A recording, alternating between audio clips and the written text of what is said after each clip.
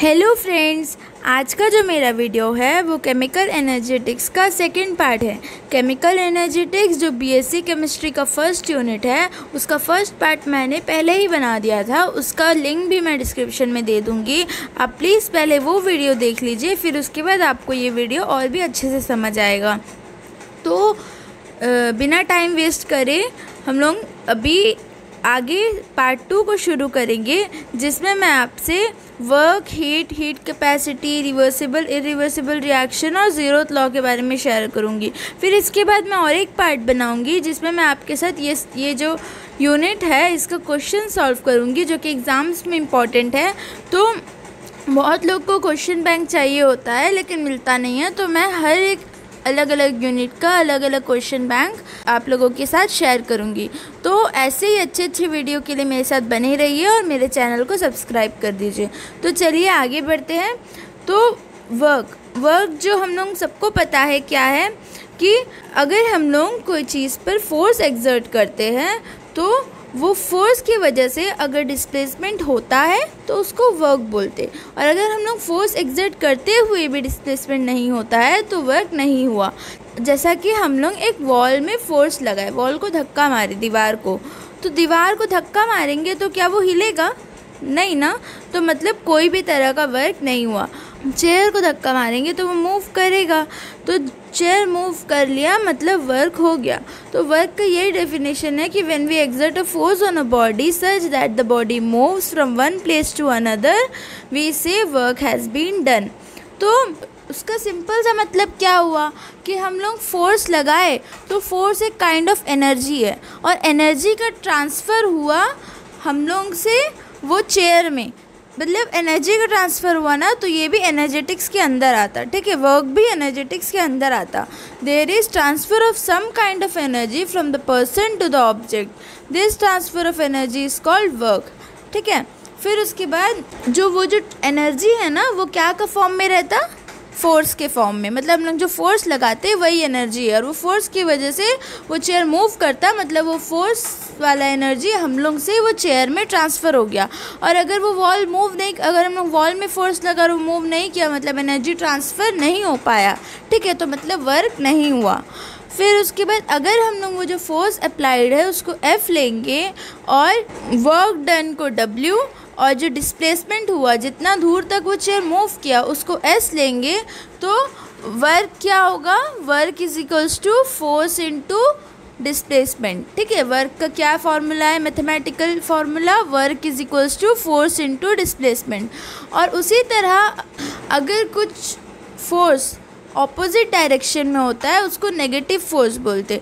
Opposite direction में force कैसा होगा? जैसा कि अभी हम लोग सोचो कोई कार, मूविंग कार है, उसको धक्का मारने की कोशिश करे, चलता हुआ गाड़ी है उसको धक्का मारने की कोशिश करे, तो उसको धक्का मारेंगे तो वो रिटर्न हम लोग को उड़ा देगा ना, मतलब हम लोग को मार देगा। तो वैसा क्या है कि रिटर्न फोर्स, मतलब ऑब्जेक्ट से हम लोग को रिटर्न फोर्स लगा, तो वैसा जो ऑपोजिट फोर्स लगता, ऑपोजिट डायरेक्शन में जो फोर्स लगता उसको नेगेटिव वर्क बोलते, कि नेगेटिव वर्क हुआ।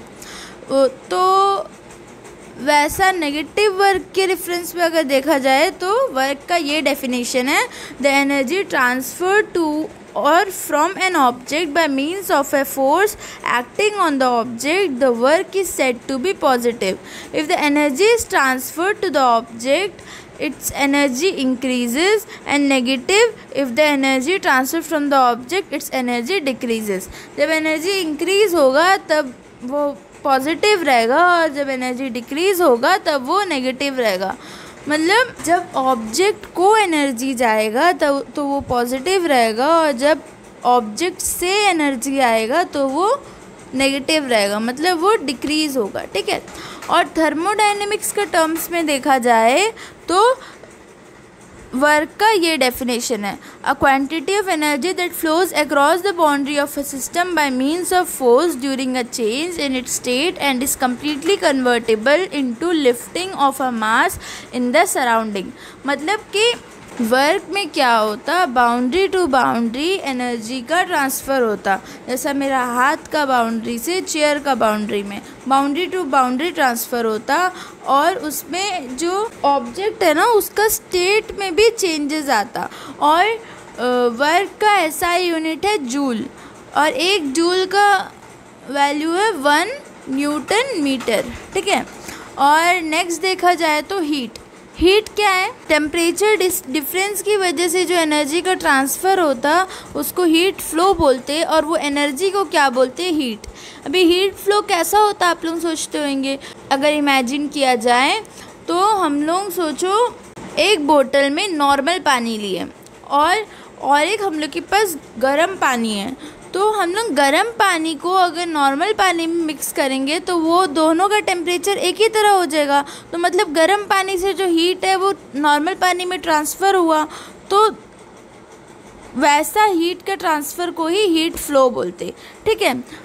और एक एग्जांपल देखा जाए तो देखो, हम लोग रोज़ लंच डिनर में दाल चावल खाते हैं, तो सोचो हम लोग का दाल गर्म है और चावल ठंडा या फिर नॉर्मल है, ठीक है। तो अभी हम लोग सोचो गरम दाल अगर चावल में डालेंगे तो चावल भी गर्म हो जाता, तो मतलब वो दाल का जो हीट है वो ट्रांसफ़र हो गया चावल में।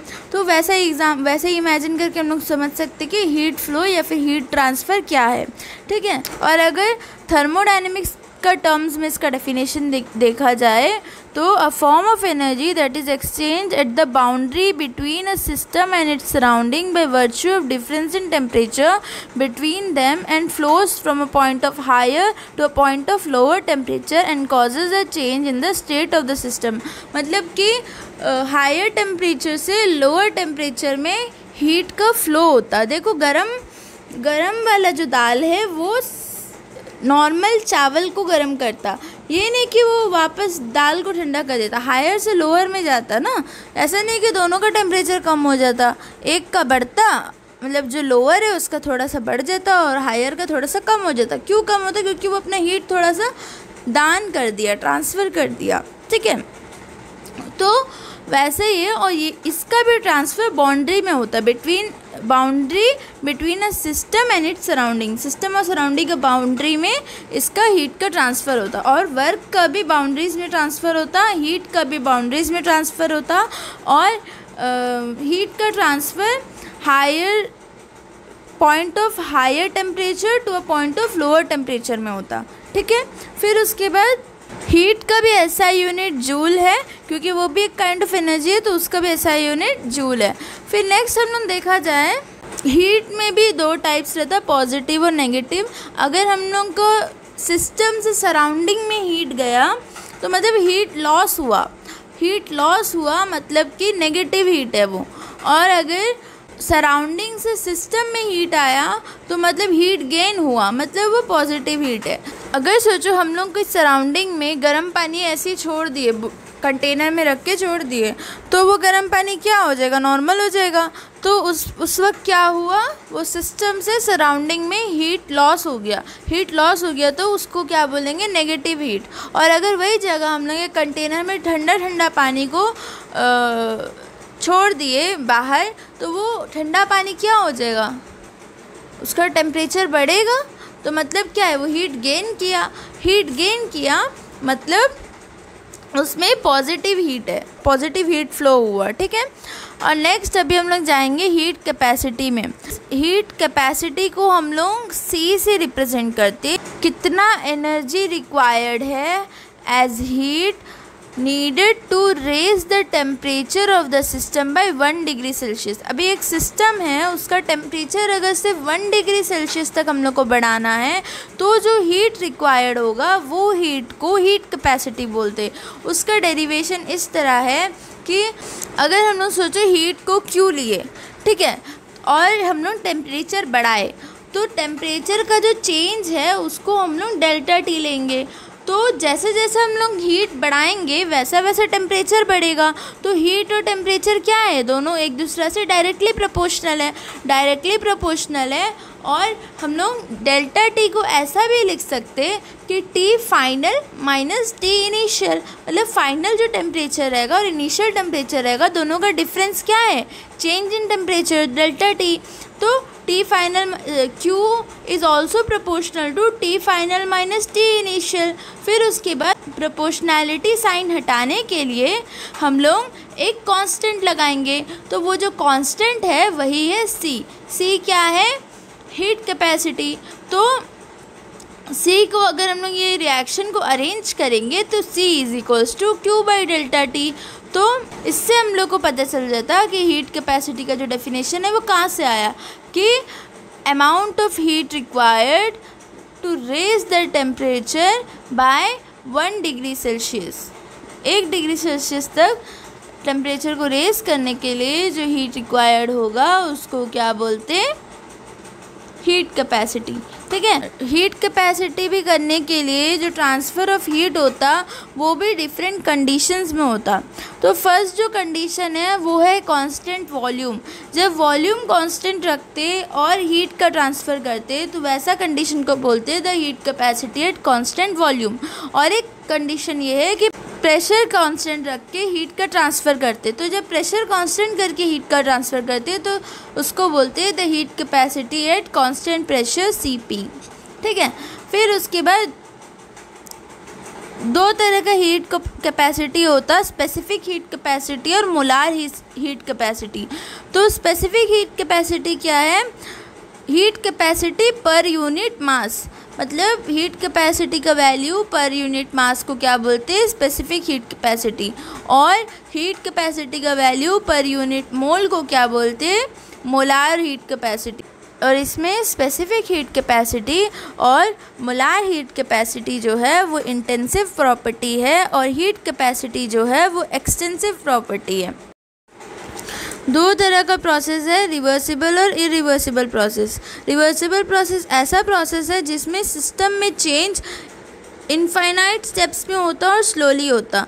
और इरिवर्सिबल प्रोसेस ऐसा प्रोसेस है जिसमें सिंगल स्टेप में या फिर फ्यू स्टेप्स में प्रोसेस हो जाता और जल्दी हो जाता। ठीक है, तो इसका एग्जांपल देखा जाए तो एक कंटेनर में सोचो हम लोग आइडियल गैस रख दिए, certain amount of ideal gas डाल दिए और उसके ऊपर एक फ्रिक्शनलेस और मासलेस पिस्टन लगा दिए। पिस्टन का जो एरिया है वो है AM²। फिर उसके बाद हम लोग फर्स्ट केस में क्या करेंगे, वो पिस्टन का ऊपर 1 kg का मास रखेंगे। 1 kg का मास रखने से उसका जो गैस का जो वॉल्यूम है वो V1 हो जाएगा और उसका जो प्रेशर है वो P1 हो जाएगा और टेम्परेचर वही कांस्टेंट T रहेगा। ठीक है, फिर उसके बाद हम लोग वो जो मास है ना 1 kg का वो उसके ऊपर से हटा देंगे तो उसका प्रेशर चेंज हो जाएगा, क्योंकि वो उसको और स्पेस मिल गया है ना वो गैस को, तो उसका प्रेशर डिक्रीज़ हो जाएगा, डिक्रीज़ होके P2 हो जाएगा, उसका वॉल्यूम इंक्रीज़ होके V2 हो जाएगा। तो मतलब उसमें वर्क हुआ। और वर्क में हम लोग वर्क का फॉर्मूला हम लोग क्या देखे थे, work is equals to force into displacement. तो इसमें डिस्प्लेसमेंट क्या हुआ, वॉल्यूम का डिस्प्लेसमेंट हुआ कि पहले जो वॉल्यूम V1 था और V2 था, अभी वॉल्यूम क्या हो गया V2। तो V2 माइनस V1 करने से कितना डिस्प्लेसमेंट हुआ हम लोग को पता चल जाएगा। तो वर्क को हम लोग कैसे दिखाएंगे, वर्क इज इक्वल्स टू, इसमें जो फोर्स लगा F इंटू एस है वर्क का formula, work is equals to FS। तो फोर्स क्या है हम लोग का, इसमें प्रेशर जो इंक्रीज़ हुआ वो फोर्स है। तो फोर्स इसमें कितना है P2, मतलब केस 2 में फोर्स कितना है P2। और हम लोग का जो डिस्प्लेसमेंट हुआ वो निकालने के लिए V2 माइनस V1 करेंगे, वॉल्यूम 2 माइनस वॉल्यूम 1। तो ऐसा करके वर्क का अगर फॉर्मूला निकाला जाए तो W1 is equals to minus P2 V2 minus V1। ठीक है, उसी तरह अगर हम लोग फिर से 1 kg रिवर्स करें ये रिएक्शन को और फिर से 1 kg का मास उसको ऊपर रख दिए तो वर्क 2 क्या होगा, work 2 is equals to P1 V1 minus V2। जैसा सिंपल समझ आता है ना, उसके बाद V2 से V1 हो गया तो V1 माइनस V2।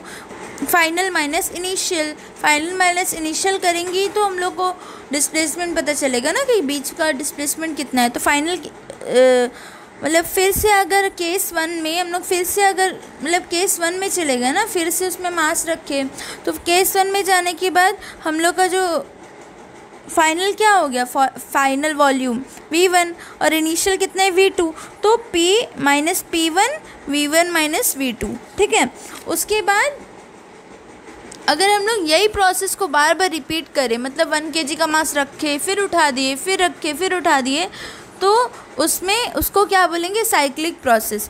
साइक्लिक का देखा जाए तो वो W1 और W2 का सम है, तो W साइक्लिक निकालना है तो W cyclic is equals to W1 plus W2। W1 क्या है, वर्क 1 प्लस वर्क 2, तो उसका वैल्यू है minus P2 V2 minus V1। उसके बाद हम लोग को लास्ट में ये इक्वेशन मिलेगा। ये इक्वेशन मिल तो गया, लेकिन हम लोग को एक चीज़ पता है कि एंड में वर्क में कुछ चेंज आया, कुछ वर्क जो हम लोग का लॉस हो गया। क्यों लॉस हुआ, क्योंकि हम लोग ये जो प्रोसेस करे ना वो सिंगल स्टेप में करे, मतलब डायरेक्ट 1 kg मास डाल दिए, फिर उसके बाद 1 kg मास हटा दिए, फिर 1 kg मास डाल दिए, तो उसमें कुछ वर्क का लॉस हुआ, कुछ वर्क सराउंडिंग में लॉस हो गया।